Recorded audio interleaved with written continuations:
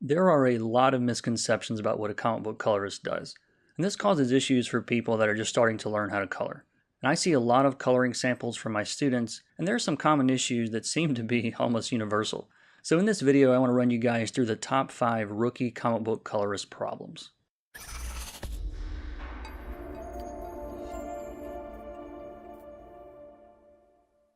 Alright, welcome everyone. My name is K. Michael Russell. I am a comic book colorist. I've worked on about 80 books, mostly for Image and Top Cow.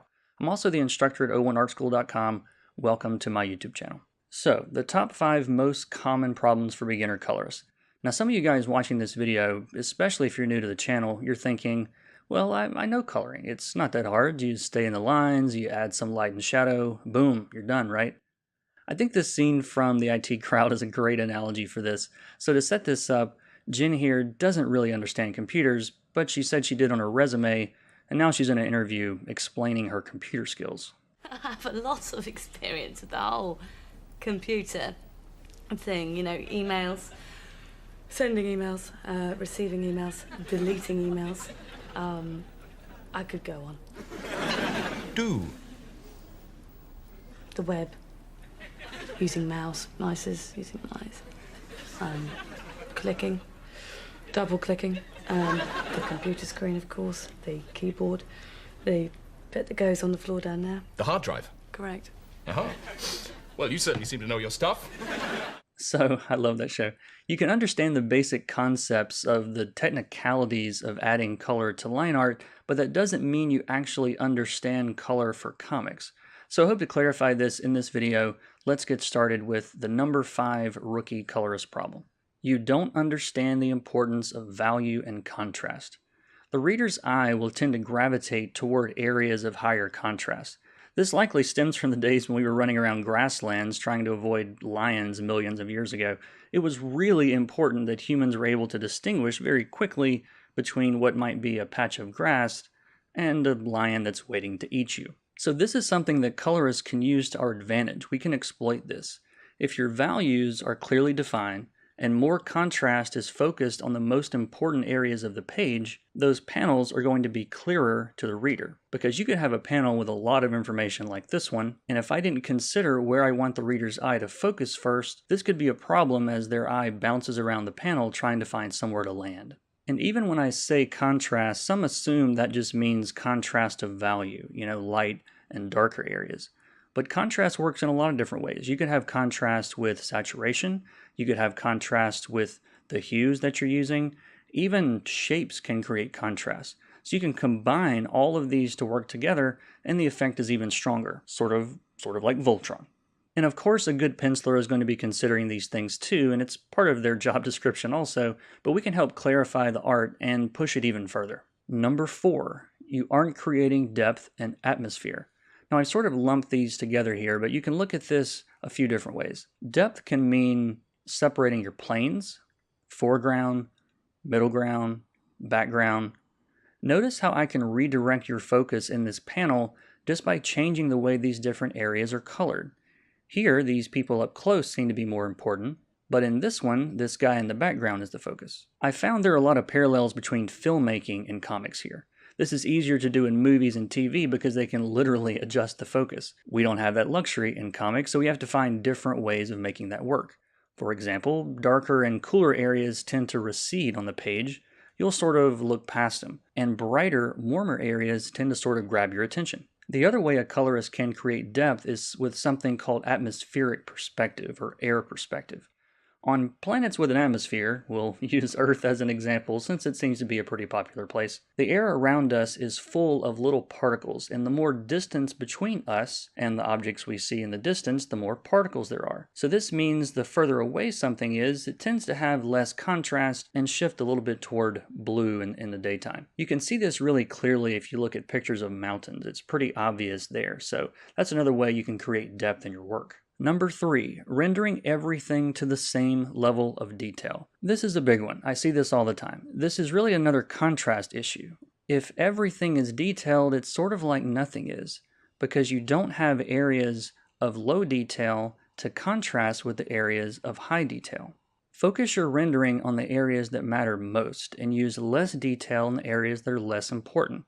Now this doesn't mean be lazy and don't render backgrounds, but spend more time in the areas you want the reader to focus on, just like literal focus in movies and TV shows. Number 2, bad location and scene transitions. I have another movie example for this one. Filmmakers have a lot of tools at their disposal that we just don't have in comics. If they want to shift to a different place or a different time, they can do transitions, they can change the music, but often they will also use color, so it's clear to the viewer when the action moves from one place to the next. The Matrix is a really obvious example of this, so spoiler alert, the Matrix jumps back and forth throughout the series between the real world and the dream world of the Matrix. And you can see that here. The real world is blue, the Matrix is green. This is a great sort of visual shorthand to indicate to the viewer where we are in a given scene. Think about how much more difficult it would be to follow that movie if every scene was the same color. Where are we? It would make for a very confusing movie. And of course, you don't necessarily have to wash your scenes in one strong color,